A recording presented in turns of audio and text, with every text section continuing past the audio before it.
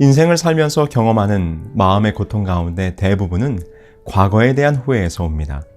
과거에 있었던 안 좋은 일들을 머릿속에서 수십, 수백 번씩 떠올리면서 자기 자신을 자책하는 것이죠. 내가 왜 그렇게 했을까? 내가 왜 그런 말을 했을까? 그때 그걸 했었어야 했는데. 아무리 생각하고 후회한들 돌이킬 수 없는 과거에 대한 집착이 여전히 우리들의 마음에 고통을 주고 있습니다. 우리들의 인생은 선택의 연속입니다. 점심 메뉴를 고르는 사소한 것부터 학교나 직장을 정하는 중요한 것까지 우리는 항상 선택의 순간을 맞이합니다. 그런데 문제는 모든 선택이 매번 100%의 만족을 주지는 못한다는 것입니다. 중국 음식점에 가서 짜장면을 먹을까, 짬뽕을 먹을까 선택에 고민을 합니다. 그런데 짜장면을 시키고 나면 얼큰한 짬뽕을 시켰어야 했는데 하고 아쉬움이 남습니다. 짬뽕을 먹고 나면 고소한 짜장면을 먹지 못한 것이 후회가 됩니다. 왜 그럴까요? 그것은 모든 선택이 후회의 가능성을 동반하고 있기 때문이라고 합니다. 후회는 작은 아쉬움부터 때로는 매우 큰 고통스러운 감정까지 유발합니다. 그렇기 때문에 사람들은 가능한 후회하지 않을 선택을 하기 위해서 애를 씁니다. 그런데 후회에는 두 종류가 있다고 합니다. 행동 후회와 비행동 후회입니다. 짝사랑하는 상대에게 고백했지만 거절당한 후에 그때 고백하지 말걸이라고 후회했다면 이것은 행동 후회입니다. 반대로 짝사랑하는 상대에게 용기가 없어 한 번도 고백하지 못하고 나중에서야 그때 고백할 걸이라고 후회했다면 이것을 비행동 후회라고 합니다. 그럼 행동 후회와 비행동 후회 중에 어떤 것이 더 오래 남을까요?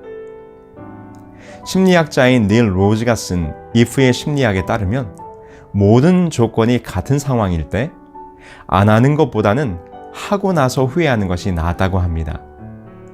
왜냐하면 비행동에 대한 후회가 행동에 대한 후회보다 더 아프고 오래가기 때문이라고 하네요.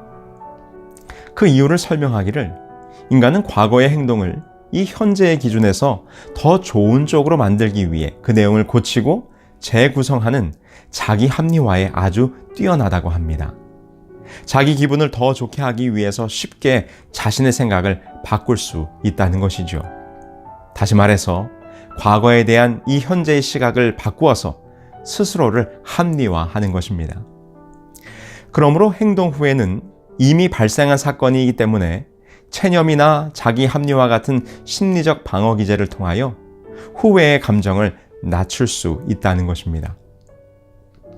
반면 비행동 후에는 행동에 대한 결과가 존재하지 않기 때문에 후회를 낮추는 감정적 처리가 어렵다는 것이죠. 어떤 선택의 순간 해보지 않은 일에 대하여는 계속해서 미련이 남게 되는 것입니다. 새로운 한 해가 시작되었습니다. 2019년은 정말 후회가 없는 한 해가 되어야 할 것입니다. 여러분들은 무엇을 결심하셨습니까? 나의 신앙과 영적인 삶을 위하여, 주님의 피로 세우신 교회를 위하여 정말 올 한 해는 이것만은 꼭 해야지. 아마 많은 결심들이 여러분들의 마음속에 있으실 것입니다. 나의 인생에 또 다른 후회의 고통을 남기지 않기 위해서 우리는 오늘 어떻게 해야 할까요? 후회하지 않는 삶의 비결은 즉시 행하는 것입니다. 성경 신명기서를 보면 모세가 그의 백성들에게 권면할 때 다음과 같은 말을 계속해서 반복합니다. 내가 오늘 명하는 모든 말씀을 행하라. 오늘 즉시 행하라. 그리하면 하나님이 축복하시리라. 행동 후회보다 비행동 후회가 훨씬 오랫동안 마음의 고통을 남깁니다.